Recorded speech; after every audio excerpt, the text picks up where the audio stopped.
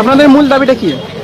আমাদের মূল দাবি হচ্ছে যে ভারতবর্ষ হচ্ছে পৃথিবীর মধ্যে সবচেয়ে বড় গণতন্ত্রের দেশ, আর গণতন্ত্রের মূল ভিত্তি হলো ভোটার। আজকে দেখা যাচ্ছে যে এসআইআর এর নাম করে অযৌক্তিকভাবে বৈষম্যমূলকভাবে বৈধ ভোটারদের বিভিন্নভাবে ভোটাধিকারের কাছ থেকে দূরে রাখা হচ্ছে।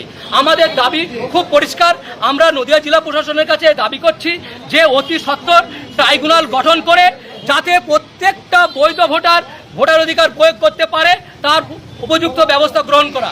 আজকে প্রথম লিস্ট পাবলিশ হয়েছিল, সাপ্লিমেন্টারি লিস্ট পাবলিশ 23 তারিখে, তারপর থেকে এখনো কোনো রকমভাবে সঠিক এসওপি নদিয়া জেলা প্রশাসনের কাছ থেকে আমরা পাইনি।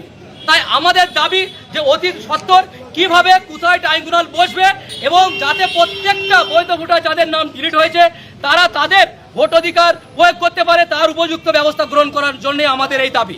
আমাদের দাবি খুব পরিষ্কার, এর আগে আন্ডার অ্যাডজুডিকেশনে সেখানে প্রত্যেকটা বিধানসভাতে একজন করে জুডিশিয়াল অফিসার উপস্থিত থাকা সত্ত্বেও 20 দিন 25 দিনের পর সেখানে আন্ডার অ্যাডজুডিকেশনের সাপ্লিমেন্টারি লিস্ট পাবলিশ হলো। আর এখানে প্রত্যেকটা ডিস্ট্রিক্টে একজন করে এক্স রিটায়ার্ড জাস্টিসকে দিয়ে যে ট্রাইব্যুনাল গঠন করার কথা বলা হয়েছিল 1 সপ্তাহ হয়ে গেল, এখনো তার কোনো সুনির্দিষ্ট এসওপি গাইডলাইন হয়নি। তাহলে এখানে যে এত হাজার হাজার লোক ভোটার ডিলিট হয়েছে তারা কোথায় যাবে এবং কিভাবে এটাকে নিষ্পত্তি করবে? যদি আপনারা স্বাভাবিক অঙ্কে দেখেন, প্রতিদিন যদি 1000 করে ভোট নিষ্পত্তি করে তবু 6 মাস সময় লাগবে, বিশেষ করে নদিয়া জেলাতে টোটাল ডিলিটেড ভোটারের আন্ডার অ্যাডজুডিকেশন যারা ছিল তাদের ট্রাইব্যুনালের নিষ্পত্তি করতে। তাই আমাদের দাবি খুব পরিষ্কার, আগে ভোটার পরে ভোট, প্রত্যেকটা বৈধ ভোটার যাতে ভোট দিতে পারে তার উপযুক্ত ব্যবস্থা গ্রহণ করতে হবে, ট্রাইব্যুনালের মাধ্যমে এই যে সমস্যা তৈরি হয়েছে তার নিষ্পত্তি করতে হবে। এটাই আমাদের মেন দাবি।